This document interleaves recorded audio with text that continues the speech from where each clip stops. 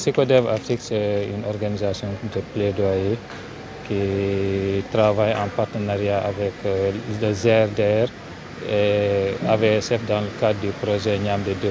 Psychodev gère les actions de plaidoyer au niveau national et au niveau de la base, parce que l'objectif c'est d'arriver à avoir une loi sur l'alimentation scolaire et des financements beaucoup plus conséquents dans le cadre de la mise en œuvre des cantines scolaires. Aujourd'hui, nous sommes dans le cadre des actions de plaidoyer que nous menons au niveau de la base, c'est-à-dire mobiliser les acteurs au niveau des collectivités territoriales et les acteurs au niveau des communautés pour réfléchir ensemble sur les actions de plaidoyer à mettre en place pour mobiliser des fonds pour la pérennisation des cantines scolaires.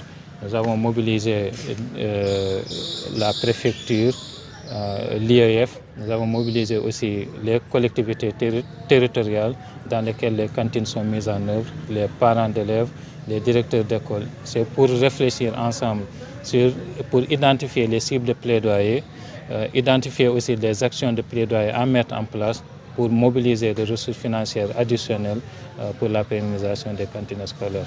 Raison pour laquelle nous sommes aujourd'hui ici, comme nous l'avons fait aussi dans d'autres départements dans lesquels intervient le projet Niamde, pour mobiliser les communautés dans le cadre du financement des cantines scolaires. Dans le cadre du département de Oussouye, nous intervenons dans 3 communes. Donc toutes les 3 communes sont interpellées parce que nous savons que le financement des cantines scolaires, ce n'est pas seulement une affaire d'une personne, ce n'est pas seulement l'affaire de la commune ou l'affaire de l'État, ce n'est pas aussi seulement l'affaire des partenaires, c'est l'affaire de tout le monde.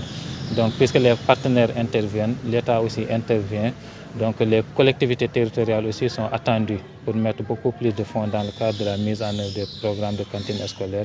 Mais les communautés aussi sont interpellées, parce que là nous attendons aussi à ce que la communauté, que ce soit les parents, que ce soit les bonnes volontés, que chacun en fonction de ses capacités, que chacun puisse mettre des fonds ou bien des ressources qui vont être nécessaires dans le cadre de la mise en place des activités de cantine. On est là depuis 2020 avec 4 écoles que nous appuyons dans 3 communes. La commune de Kout avec 2 écoles, Kerounot et Ougout.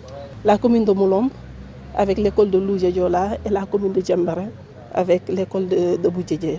Qu'est-ce qui a plus changé depuis qu'on est là? Je dirais que c'est plus les résultats qu'on a eu au niveau de ces écoles-là, les résultats après les examens, parce qu'il y a des écoles qui étaient à 0% et grâce à la contribution de la cantine, ils ont fait depuis 2020 100% au niveau des examens. Et on a permis à d'autres écoles d'augmenter le quantum horaire au niveau des établissements.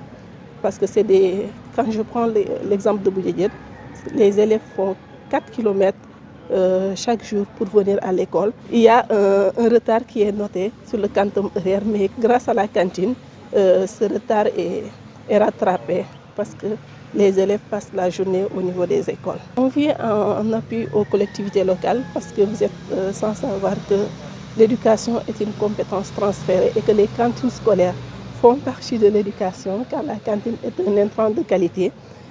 Nous attendons beaucoup des collectivités, non seulement le portage institutionnel de ce projet-là, mais aussi le plaidoyer et la recherche de partenaires pour pouvoir pérenniser l'action de cantines scolaires. Car nous sommes des projets, on est appelé un jour à partir, mais les cantines sont appelées à rester au niveau des collectivités, au niveau des communes, au niveau de chaque village.